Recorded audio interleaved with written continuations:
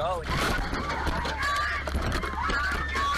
Watch this terrifying moment. Do we have any medical assistance? Yeah, we're here. We're right here. Are you waiting? Molten rock, ash, and debris exploding hundreds of feet into the air off the coast of Hawaii's Big Island. In the crosshairs, this lava tour sightseeing boat packed with more than 50 passengers and crew.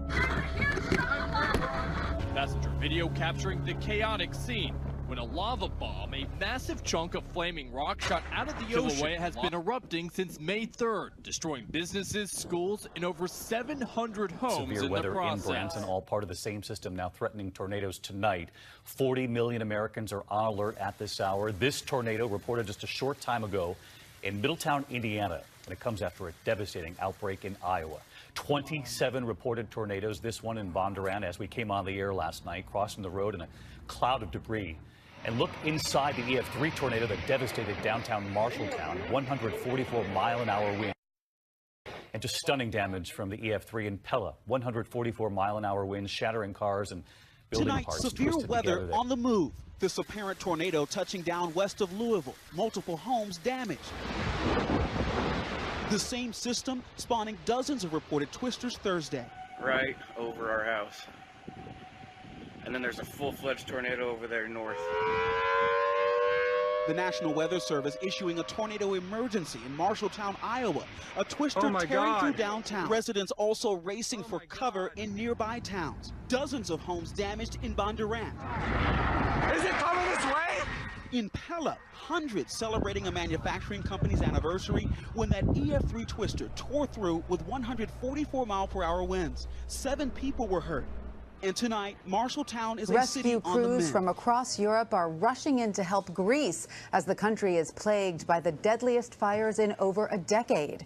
2 fires broke out near Athens Monday with gale-force winds pushing the blaze along the coast. The fires have killed at least 74 people and forced over 700 more into the water to escape the flames. Through a beach resort community popular with tourists and retirees.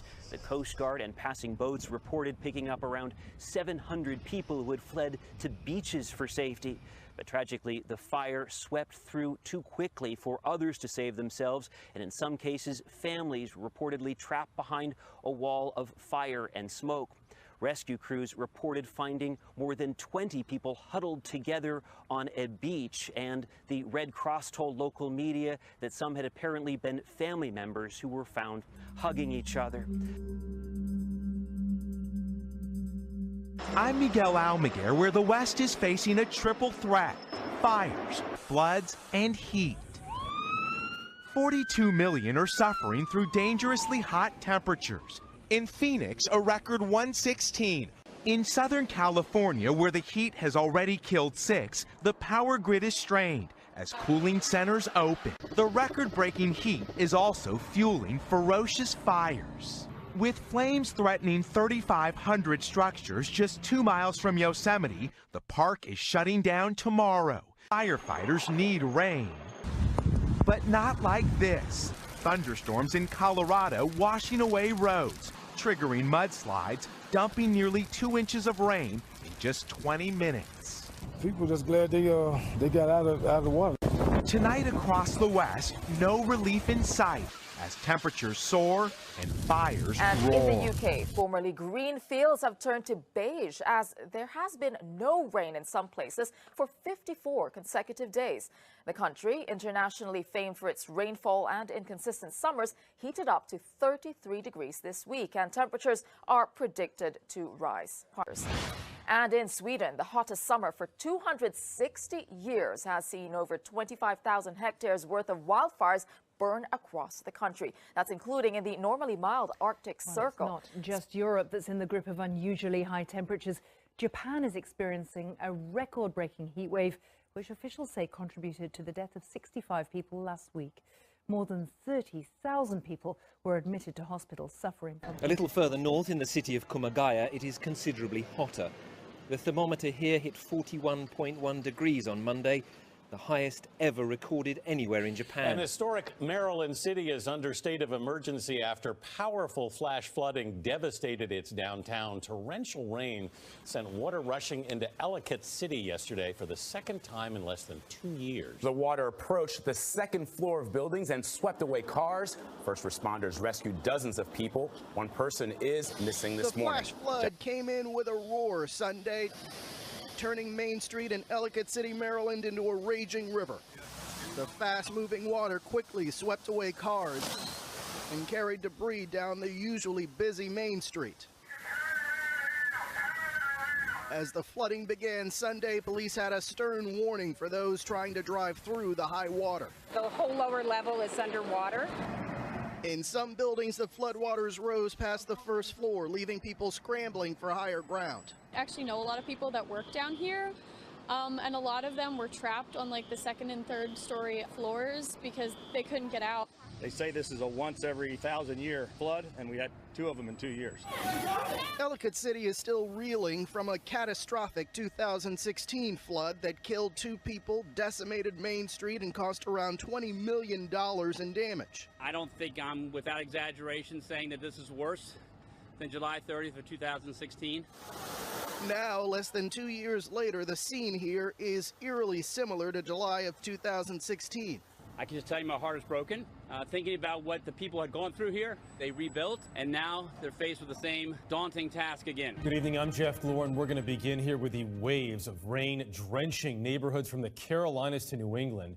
In Pennsylvania, the floods are being called historic. Some have had to escape flooded homes and cars by boat. Parts of the state have gotten more than a foot of rain since the downpour started on Saturday. In the capital, Harrisburg, it is the wettest July ever.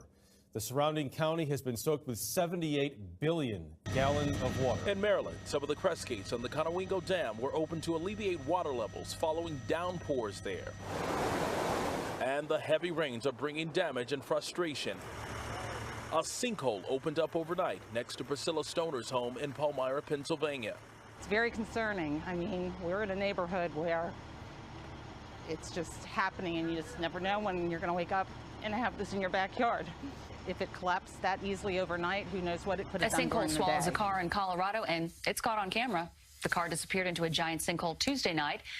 Happened in the town of Sheridan near Denver, where they had a series of storms. The sinkhole was about 3 lanes wide. That's massive. The woman who was driving was able to get out before the roadway collapsed. Now to the terrifying moments behind the wheel for a Minnesota teenager. Take a look at this. A 16-year-old driver on his way to work, driving right into that massive sinkhole west of Minneapolis. Police say rough weather washed out the road. His grandmother says he had to escape by scrambling out of a window. Police say his seatbelt and airbag saved him. Severe storms living in South Florida. But time-lapse video of one interesting storm in Nevada is making the rounds on social media. It's called a microburst. It's a column of sinking air inside a thunderstorm, which can cause strong winds. The time-lapse shows the storm developing over just 15 minutes. In central Arizona, another wild storm tonight featuring dust, hail, and rain. This time-lapse video captured the massive wall of dust as it barreled through the Phoenix area. The dust storm reduced visibility to 0 during yesterday's evening rush hour and was followed by hail and more than an inch of rain in parts of Phoenix. Phenomenon known as a haboob forms during the summer monsoon months when a wall of thunderstorms push powerful winds over the desert. National Weather Service forecaster Paul Iñiguez. So they present themselves as this big rolling dust cloud as it crosses the desert. It's almost apocalyptic to see. It can look pretty substantial, yeah, to people as it's coming in. So, and it does pose a pretty significant threat to people out there.